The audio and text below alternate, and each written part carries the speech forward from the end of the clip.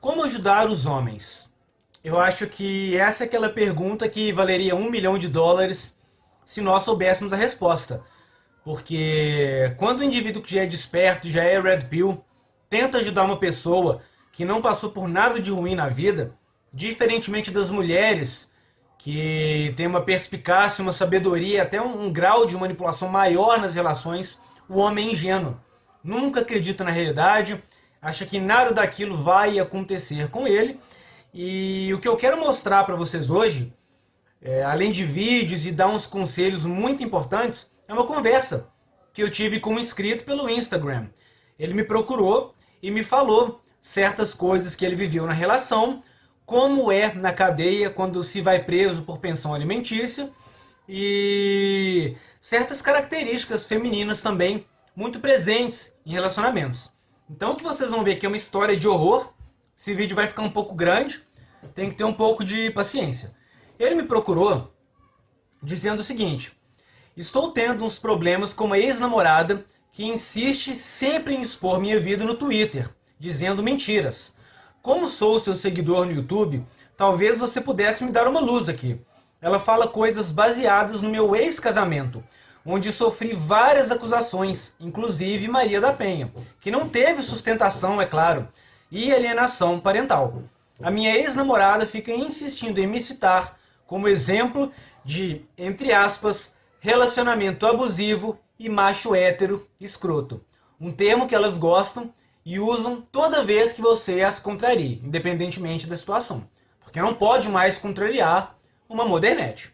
Dá uma olhada nesses prints que fiz hoje.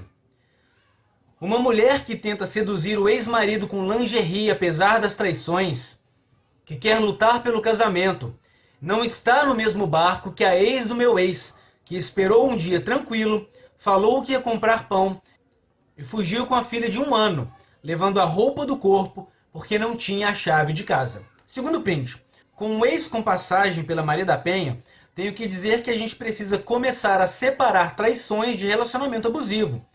Monogamia não é natural e ocasionalmente um ou outro vai trair. E eu entendo a dor e a humilhação que é, mas não tem nada a ver com viver com medo. Ele conclui: eu não tenho nenhuma passagem no penal, tive um problema com pensão alimentícia há 2 anos. Fui preso por minha ex-esposa querer me extorquir, extorquir a minha família e não querer negociar. Elas nunca querem negociar. Quando a gente rebate, fica batendo um para o outro, um para o outro, não faz bem para as crianças. É por isso que eu nunca falei, vocês nunca me viram vir aqui falar sobre isso. Só que agora chegou num ponto que está atrapalhando a minha vida. O ex-jogador de vôlei afirmou que fez até empréstimos com amigos para pagar os R$ 80 mil em pensão alimentícia cobrados pela ex-mulher Cristina Pirve. Que criança que precisa de um valor desse? Eu não tenho o valor que ela está pedindo. Eu sou um ex-jogador, gente. Eu não sou jogador mais. Eu não ganho aquelas estratosféricas que eu ganhava. Não ganho mais. Eu vivo dia a dia. É uma coisa triste, porque deixar de pagar pensão eu nunca deixei. Isso daí que fique bem claro. Só que eu paguei o que eu podia. Eu dependo todo mês de saber se eu vou ter uma palestra ou uma aparição para poder pagar minhas contas. A verdade é essa. Eu vou viver para pagar pensão? Eu sou filho de pai separado. Eu fiquei 8 anos sem falar com meu pai. Eu perdi 8 anos da minha vida. E eu não quero que isso aconteça com meus filhos. Uma ex-mulher nunca se dá por satisfeita. Uma ex-mulher nunca se dá por satisfeita. Uma coisa que me chama a atenção, que eu acho bem curioso, às vezes o cara paga R$ 500 de pensão, tá desempregado. Ele não para de pagar. Ele fala: olha, fulana, tô passando por uma situação financeira vulnerável, uma situação difícil, eu posso te dar 250. Ela não aceita. Aí ela faz o quê? Manda prender. Então olha só, se ela pensasse de fato no bem-estar da criança, ela preferiria receber os 250, que seria usado para o filho, e deixar o pai da criança liberto para poder ter contato com o filho, que a presença paterna é importante. Mas não, ela prefere não receber nada durante 3 meses, tirar a possibilidade do filho de ficar com o pai, do que fazer algum tipo de negociação. Então a lei da pensão alimentícia é uma lei usada para controlar os ex-maridos e para vingar. Verdade seja dita, todos sabem que é assim. Aí ele completou: depois disso, pago em dia a mensalidade da minha filha para não ir preso, pois minha filha não vejo faz 6 anos. Minha filha tem 14 anos e ao longo desses anos, se tive contato com minha filha por 2 anos, foi muito. Fico evitando de rebater esses tweets da minha ex-namorada, pois acho que estaria dando a atenção que ela quer. Em relação à minha filha, vou esperar ela crescer e me procurar. Aí sim, ela vai poder me escutar e entender o que realmente aconteceu. Qualquer dúvida, estou pronto para esclarecer. E eu já tinha uma dúvida aqui, que eu só perguntei para ele para provar para vocês que mesmo sem ele me contar, eu já sabia do resultado e da resposta. Aí eu falei o seguinte: quando você comentava com sua ex sobre a falsa acusação na Maria da Penha, qual era a reação dela e o que ela dizia enquanto estava com você? Eu já sabia que ele ia me dizer o seguinte: era completamente contra, inclusive me dava o maior apoio em lutar pelo meu direito de ser pai e para conviver e visitar a minha filha. Minha ex já foi ameaçada pela minha ex-mulher e pelas irmãs dela. Durante quase 7 anos, ela foi testemunha do meu martírio. Inclusive, o que me espanta é ela saber a verdade e postar essas mentiras. Ela sabe, inclusive, quando em 2011, minha ex-esposa me chamou para uma conversa querendo reatar o relacionamento. Aí eu respondi: imaginei, eu perguntei só para garantir e não passar a informação errada na hora de fazer o vídeo. Conheço bastante casos assim. Infelizmente, não pode contar nada sobre as ex-mulheres para as atuais. Conselho para vocês, tá? Elas apoiam e até choram conosco, se revoltam, protestam contra as injustiças, mas depois do término, usam essas informações contra nós, mesmo sabendo da verdade. Quando não contactam as ex-mulheres para se aliarem e fazer uma difamação conjunta. Aí ele falou, foi uma dose de Red Pill, né? E falou que a ex dele mantém contato com a filha dele, mas ele não pode. Olha só que loucura, cara. A vara de família é uma loucura. São as decisões mais inimagináveis tomadas ali. Eu já vi muito caso assim. Tem inclusive um relato aqui no meu canal de um homem que foi falsamente acusado de abusar de crianças pela ex-mulher, do próprio filho. Aí ele ficou com uma outra mulher, se casou de novo e tal. Aí a mulher deu apoio pra ele, achou claro, né? Achou um absurdo ela ter feito isso, usar uma lei importante dessas, que é pra proteger a criança, com uso indevido, né? O mau uso, que descredita verdadeiras vítimas, gasta recurso público, né? Porque o presidiário tem um custo pro governo, que sai do seu bolso e do meu bolso. Quando a mulher, a segunda mulher, terminou com ele, você sabe o que ela fez? Foi na delegacia e fez a mesma acusação de abuso infantil sexual, tá? O mesmo, ficou preso 1 ano. Então, meus amigos, o conselho que eu dou pra vocês, né, que eu sei que tem muita gente aqui que tá em fórum de alienação parental, cedo ou tarde, a mulher que você confia agora, que te apoia, que chora ao seu lado, que até diz: eu vou meter a mão na cara daquela mulher por ela fazer isso com você.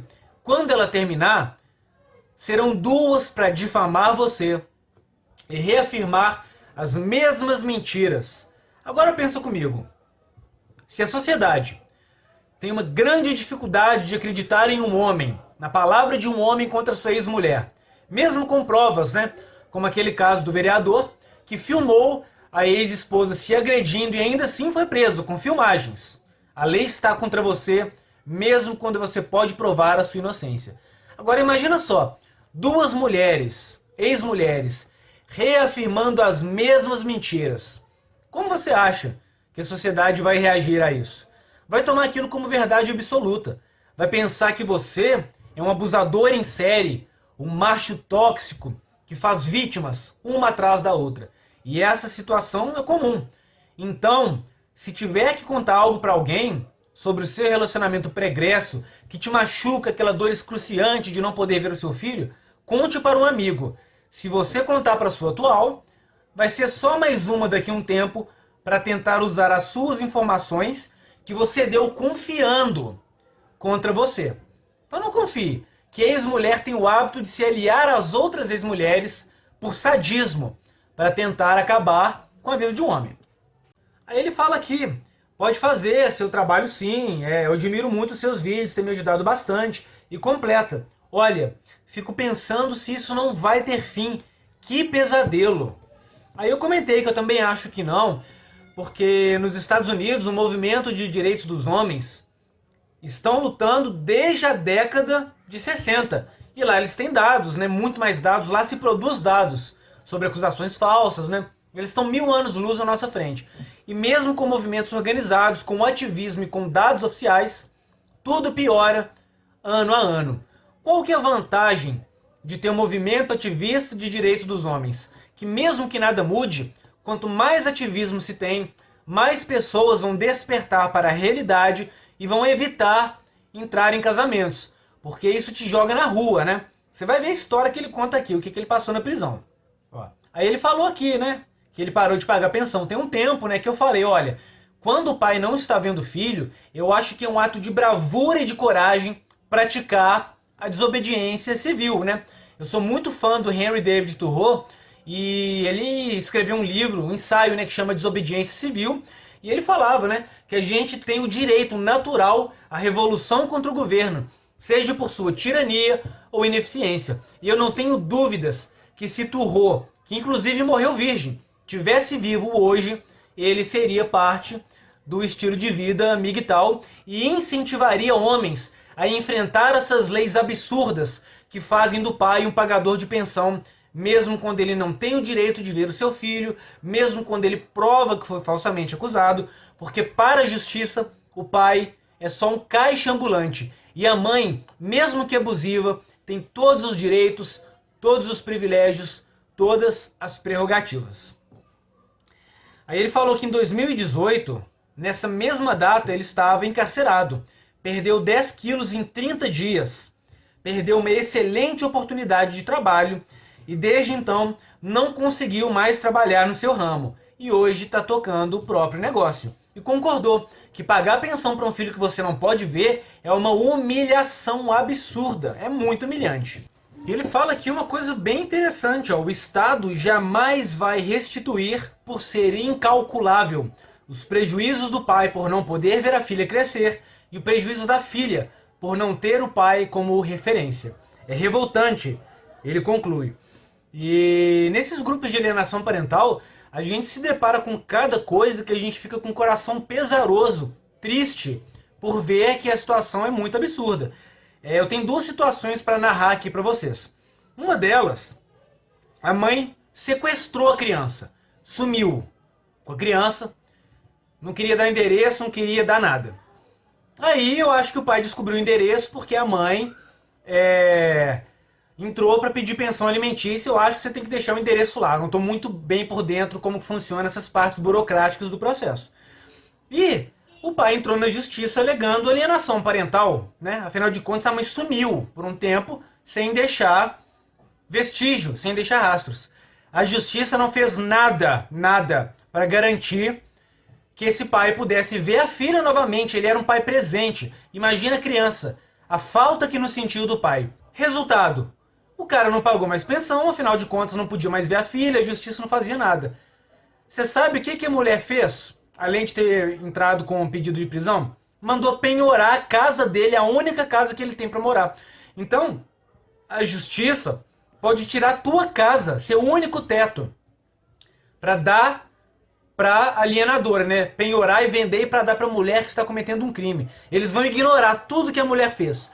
E se você se rebelar e não pagar pensão, você vai ser penalizado, mesmo estando certo.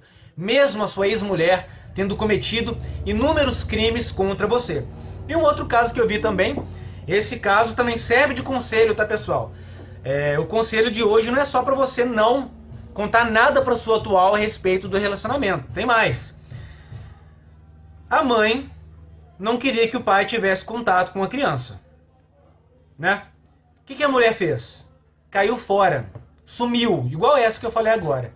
Mas essa teve o mínimo de hombridade de não pedir pensão, tá? O que ela fez? Cancelou a conta da pensão e sumiu. e o cara não tinha como depositar, né? Porque ele não tinha mais conta. Então o cara conseguiu uma outra mulher, ele é casado atualmente, né? Ele conseguiu uma nova mulher, constituiu uma nova família e anos depois, né? Que a mulher sumiu quando o filho tinha 5 anos. Anos depois, quando o moleque estava com 18, todo tatuado, já tinha entrado para o mundo da criminalidade. Afinal de contas, ausência paterna e crime andam juntas, né? Aí a mãe reaparece do nada, falando, ó, seu filho aqui, agora ele vai morar contigo. Afinal de contas, na hora que o moleque começou a dar problema, a mãe quis jogar a bomba pro colo do pai, o mesmo pai que ele impediu de ver o filho crescer. Aí o pai foi sincero, falou com o filho, ó, aconteceu isso, isso e isso, sua mãe não me deixou te ver, sua mãe sumiu no mundo. O moleque, né, aceitou, compreendeu. Aí o que a mãe fez? A mãe que cancelou a conta da pensão. 13 anos depois, entrou na justiça pedindo os atrasados. Você sabe o que a justiça fez?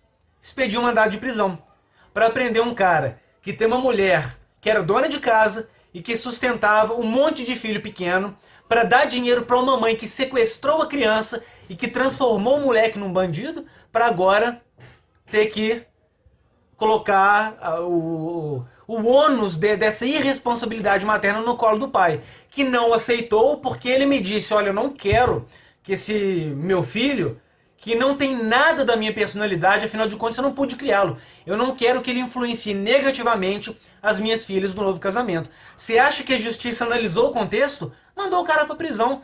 E o que vai acontecer se os filhos do novo casamento passarem fome junto com a atual esposa? Nada, eles não se importam, porque a vara de família não se importa com o bem-estar do menor. Então é esse absurdo aí. Tenham filhos que o divórcio, meu amigo, vai chegar, que é uma consequência da dissolução da relação. E é isso que vocês vão viver caso vocês parem na vara de família.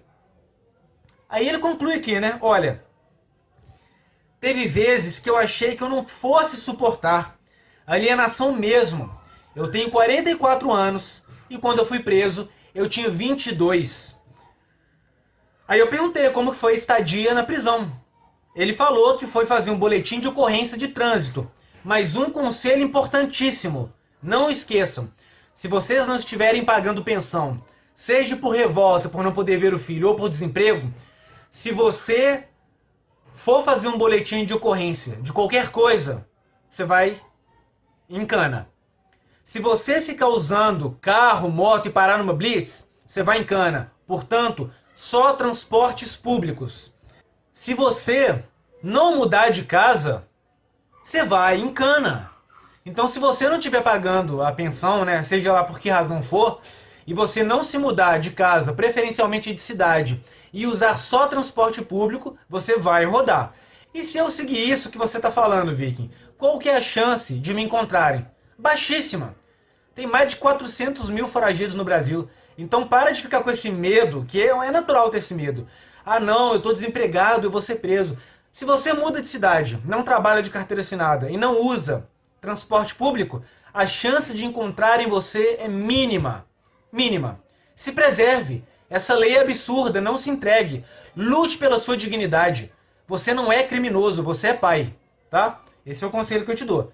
Enfrente o Estado. Enfrente o Estado. Que essa é a atitude correta. Vou colocar umas frases de Turro aqui para vocês abrirem a mente, tá? Aí ele falou que ele ficou sem comer direito os 30 dias, né? Comia pão com carne e salada do Marmitex, bebia leite e tomava água, e só. E eu perguntei, e o tratamento que você recebia lá dentro? Aí ele falou, fiquei 30 dias sem conseguir ir ao banheiro.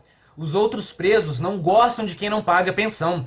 Dizem que eles têm privilégios. Se estoura uma rebelião, por exemplo, o pessoal da pensão vai ter sérios problemas. É assim, abordando motoristas nos sinaleiros de Goiânia, que o Kleber tenta conseguir dinheiro para pagar as dívidas que estão acumuladas, desde que ele ficou desempregado.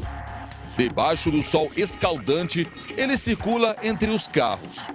Oferece as garrafinhas com água. Tem motorista que o ignora. Outros fecham os vidros, mas tem quem compra para ajudar. Ao final do dia, o que o Kleber consegue vendendo água é muito pouco diante das dívidas e despesas que ele tem para pagar. O dia que está muito bom, o seu lucro gira em torno de R$40. Por aí, em torno de 40. Mas tem dia que não dá. Não consegue vender isso não. Tem dia que eu não vendo, não dá nem R$15. Já tentei de tudo.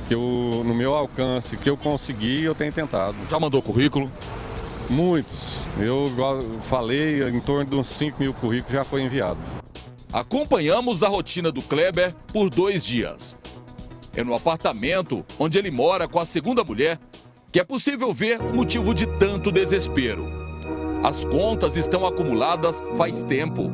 São tantas dívidas que ele nem sabe quanto precisaria para limpar o nome. Formado em engenharia civil, Kleber já trabalhou em várias empresas de Goiás e Mato Grosso. Ajudou a construir estradas, conjuntos habitacionais e obras públicas em várias cidades.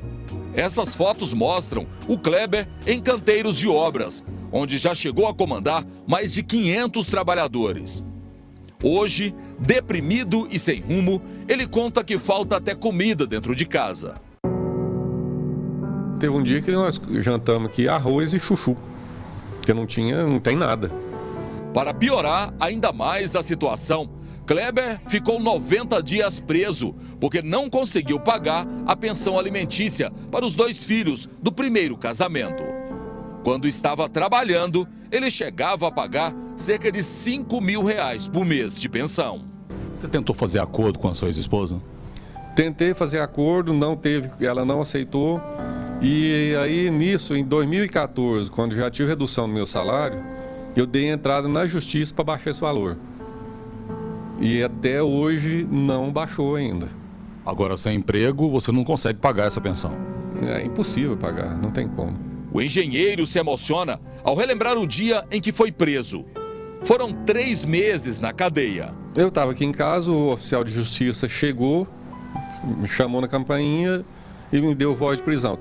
Colocaram numa cela, junto com assaltante de banco, com homicida, traficante, todo tipo de criminoso teve junto comigo na cela. Eu entrei na sexta-feira, na terça-feira teve uma intervenção lá, teve um problema de início de rebelião. Misturei lá, na época estava em torno de 500 presos dentro da triagem, que é onde eu fiquei. Misturou com todo mundo. Aí a gente não via nada, que a gente tá sentado no chão, nu. E aí ele falou, infelizmente tem gente que não precisa passar por isso aqui. Mas não tem como separar. Vocês estão aqui, então vai passar, se precisar bater, nós vamos bater. Diante do desespero, Kleber já pensou até em suicídio. Bateu em muitas portas. Mandou mais de 5 mil currículos para empresas. Todas as portas se fecharam para ele. Temendo ser preso novamente, o engenheiro decidiu vender água no sinaleiro. Aí eu perguntei se os cães do estado haviam o agredido de algum modo, né? Ele falou não, mas a militar queria que eu fosse lá atrás do carro. Sorte minha que chamei a minha irmã. Mas da civil para o Ceresp eu fui algemado, lá atrás, igual um bandido. Nunca passei por isso. Fiquei no tal coró da cadeia, corró, nem sei o que é isso, confesso. Umas 2 horas. Um fedor. Aí perguntei, né, qual tipo de detento que tinha na cela. Ele falou, é constrangimento do início ao fim. Todos os tipos de preso. Por pensão alimentícia, todos eles. Mas vários que já cumpriram pena por assassinato, tráfico, assalto, enfim. Tinha casos de alguns que ainda tinham pendências no penal. E hora ou outra saía outro mandato de prisão no penal. Tinha casos também de ex-mulheres que se juntaram para ferrar o cara. Ele ia preso, por exemplo, e ficava lá 30 dias. Aí chegava um outro mandato de outro filho. Como que o cara vai pagar para o outro filho, sendo que ele está detido com a liberdade restrita? Aí ficava ao todo 90, 93 dias. Vi senhores lá, senhores, com deficiência física, senhores de idade. Esse deficiente, o juiz mandou soltar. Acontecem coisas cabulosas lá dentro. Quase que eles deram uma tesourada em outro pai que estava lá dentro. É muito tenso, é muita coisa. Por mensagem, é até ruim de dizer. Tem algo que é ilegal e acontece ali. O pessoal da pensão, que não tem antecedentes, eles convidam para fazer trabalhos de limpeza e de reforma, sem reduzir um dia de pena. Somos acordados às 5 da manhã para fazer chamada, só de sacanagem. A gente esculachando o pessoal que já passou pelo penal. 30 longos dias. E agora eu quero dar um conselho aqui também para vocês, que eu não quero que vocês acabem morando na rua. Essas fotos aqui na tela, eu faço trabalho com moradores de rua, né? Hoje eu dedico a minha vida a ajudar outros homens, porque isso que o Estado está fazendo conosco é uma grande covardia. E eu resido no Rio de Janeiro, né? Em comunidade. E aqui tem muita gente do Nordeste. Vizinho meu aqui muita gente do Nordeste. E esses nordestinos tiram meu chapéu para vocês, que muitos deles fazem da seguinte maneira: saem de lá com a mala e cuia, vêm aqui para o Rio de Janeiro, conseguir um emprego e deixam a esposa para trás. Conseguindo o emprego, eles vão custear tudo para trazer a mulher e os filhos, né? E o que tem acontecido? Quando essas mulheres chegam aqui, e esses homens, depois de estar tendo uma vida familiar, saudável, influenciando os próprios filhos, fazendo o seu papel correto de pai, que pai não é o que paga pensão, pai é o que cria. Se a mãe impede de criar, ela não tem que pedir pensão. Fato é este, né? E esses homens perdem o emprego, a mulher larga o homem. Em alguns casos, fazem acusações falsas de violência doméstica, vão até assistente social, falam que estão sendo ameaçadas para conseguir uma passagem de volta para o Nordeste, né? E deixam o pai aqui. Aí entra a pensão alimentícia, no momento em que o cara está mais vulnerável. Lembrando que ela largou o cara porque ele perdeu o emprego e ainda pediu a pensão, sendo que ela está morando na casa da mãe e o cara aqui no Rio de Janeiro morando de aluguel. O nordestino, naturalmente, não tem família aqui, ele é do Nordeste, vai preso. 3 meses depois, ele sai da detenção. Você acha que 3 meses depois, sem pagar aluguel, a casinha dele humilde ainda é dele? O locatário já passou para frente, sem poder recorrer, que muitas vezes essas casas são em comunidades. O que acontece? Ele vai para a rua. E esse vídeo aqui que eu vou deixar aqui embaixo, um morador de rua, herói, tiro meu chapéu para você, meu amigo, foi defender uma pessoa, arriscando a própria vida. O morador de rua negligenciado pela sociedade se arriscou para defender uma pessoa. Só que esse morador devia pensão. E muito provavelmente ele está na rua agora por causa da pensão, que não conseguiu pagar. Nessa dinâmica que eu te falei. Não paga, vai preso, sai, não tem lugar para ir, não tem família, vira mendigo. Aí eu pergunto, qual que é o intuito, qual que é a lógica de você gastar R$ 2.500, que é o custo de um preso na penitenciária, para encarcerar um mendigo? O cara não tem uma casa. Não tem mais casa. Você vai cobrar dele, ele não tem mais onde morar. Você vai forçar um homem desse a pagar. E de onde que sai esse dinheiro? Do meu bolso e do seu, meu caro contribuinte. Aí eu pergunto para você, se o Estado tivesse decência, essa instituição criminosa, perversa, eles pegariam esse dinheiro e transfeririam para a mãe da criança.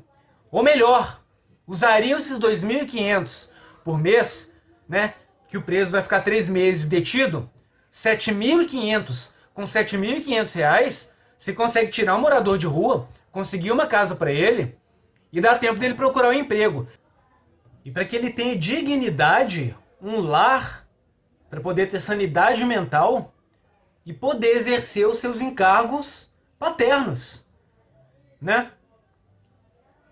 Ver o homem como ser humano pelo menos uma vez na vida. Nem um homem residindo na rua, as pessoas não têm clemência dele. Uma história bastante inusitada aconteceu nessa noite aqui em Curitiba. Olha só, um morador de rua salvou uma mulher de ladrões, mas na sequência foi esfaqueado e acabou preso por ser foragido da justiça. Uma tentativa de assalto terminou com uma pessoa esfaqueada no final da noite no centro de Curitiba. Os autores fugiram a pé antes da chegada da polícia militar. Uma mulher caminhava pelo calçadão da rua 15 de novembro no momento em que foi atacada por pelo menos 2 homens armados com facas. Enquanto ela era assaltada por essa dupla, um morador de rua viu toda a situação e resolveu ajudá-la. Só que sobrou para ele. Ele acabou sendo esfaqueado pelos bandidos. Os moradores de rua que dividem a calçada com ele classificaram a ação de Rony como heróica. A gente conseguiu evitar o assalto, graças ao meu brother que está indo na ambulância aqui, ó. Pode filmar a ambulância aqui, ó, tá indo como herói, tomou 2 facadas no abdômen. Mas o problema é que o Rony vai passar um tempo na cadeia, logo depois de receber a alta. A PM checou o nome dele e descobriu que o morador de rua, apesar de ter sido herói por uma noite, é foragido da justiça. Ainda segundo os amigos, o mandado de prisão foi decretado porque Rony não pagou pensão alimentícia. Rony dos Santos, de 38 anos, foi levado ao Hospital Cajuru e, por sorte, está fora de... É aquela velha história. Ai, mas a criança precisa comer. Se o cara não tem dinheiro para pagar um aluguel, você acha que ele vai pagar pensão? Então tem que deixar de ser dogmático e ficar usando essas frases de efeito prontas, que são usadas, na verdade, como pretexto para melhorar a vida da criança, e que a gente sabe que é para destruir a figura masculina e paterna, e a gente se ater a questões pragmáticas, questões práticas. Um indivíduo na rua não vai pagar pensão. Prender vai dar prejuízo para o Estado. Quando ele sair, vai sair pior do que entrou. Funciona fazer isso? Não funciona. Aí ele fala aqui, né? Vi situações assim lá também. É surreal essa lei. É tão absurda que eu tava chegando e tinham 6 assaltantes de carro forte saindo. Nem para o presídio chegaram a ir. Aí o cara fica preso por pensão alimentícia, né? Bandidos entram e saem para responder em liberdade. E o pai, que não vê o filho e deixa de pagar a pensão, é tratado pior que um criminoso.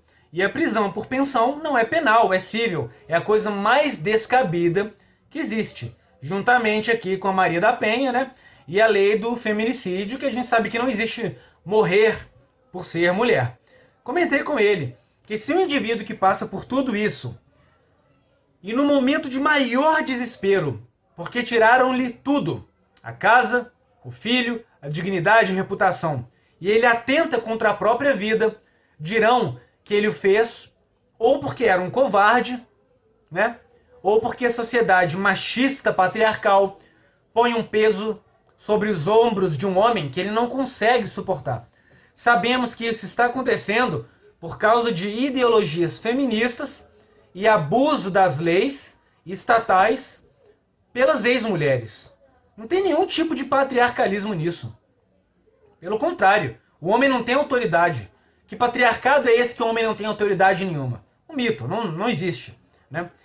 E se o indivíduo, após vivenciar tudo isso que estamos falando aqui, e no momento de ausência de sanidade mental, de extrema revolta ou de desespero, ele atenta contra a vida da ex-companheira, dirão que ele o fez por ter masculinidade tóxica, né?